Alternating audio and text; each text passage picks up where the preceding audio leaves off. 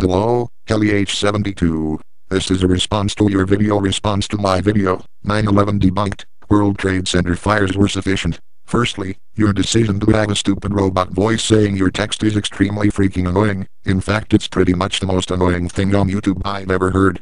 Next time you can write something out or use a microphone. Nobody should have to listen to these stupid fucking robots. Anyway, in your video you made several dozen claims. Not one of them is even remotely correct. You start out by saying that the fires couldn't have melted the steel. If you had bothered to watch my video before posting a video response to it, you would have seen that no expert has ever claimed that the steel melted. You also claimed the steel was protected by fireproof asbestos. Wrong again. The asbestos fireproofing was only on the lower 38th floors of the North Tower only. The fireproofing on the impacted floors contained no asbestos. Next you claim that this fireproofing could not have just fallen off. If you're dubious enough to believe this, then try this experiment. Wrap some foam around a steel beam and then crash a 767 into it at the speed of a bullet, and then subject it to a massive explosion fueled by 10,000 gallons of jet fuel. If you still think that foam can possibly stay connected after this, then just look at the pictures of the impact zones, where we can see with our own eyes that the fireproofing was completely blown off. And if you actually think that the standpipes providing water to the sprinklers would have stayed intact, please perform the following experiment. Crash a 767 into a standpipe, note the results, and then get back to me.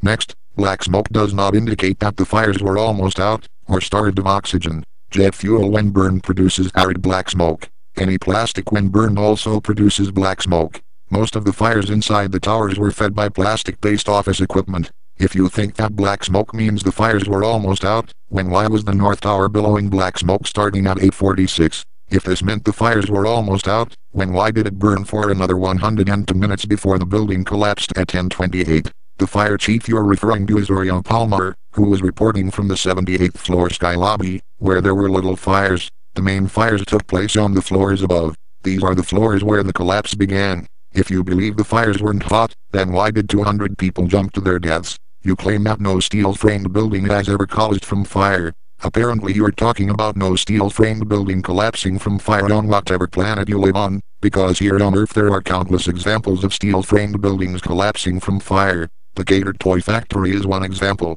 Even the top 11 floors of the Windsor building, which you even show in your video, collapsed from fire. These were the only floors of the building with a steel frame. The bottom floors were made of concrete. The core was made of concrete, which is why it remained standing. Obviously steel fares much worse than concrete in office fires. Most high-rises are made of concrete. The World Trade Center had a steel frame. Your sad attempt to prove that fire doesn't cause steel-framed buildings to collapse by showing office fires in concrete buildings that didn't collapse is like trying to prove that gasoline isn't flammable by showing what happens when you drop a match onto a puddle of water. Gasoline and water are completely different. Steel buildings and concrete buildings are completely different. The reason one of the hijackers' passports was found on a nearby roof is because it was blown through the opposite side of the building when the plane hit, along with thousands and thousands of sheets of paper which also survived the explosion and were blown out of the building.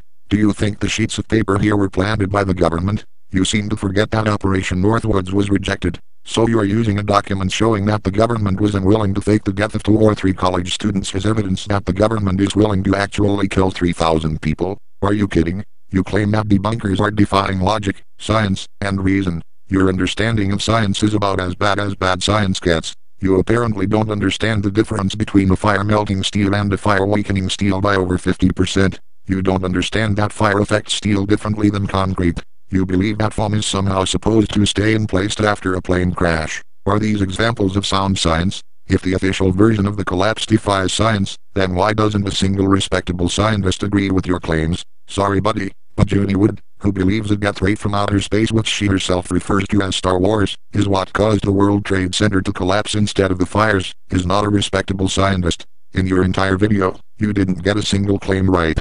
Want to try again?